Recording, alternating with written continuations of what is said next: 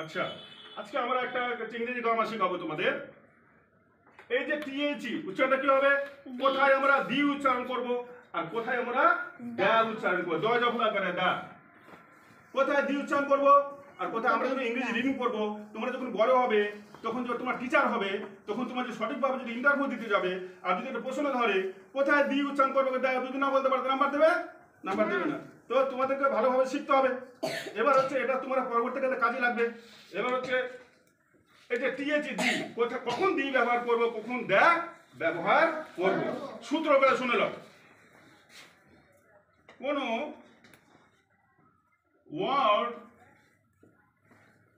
এর প্রথম letter vowel, কি বললাম? এ ই আই ও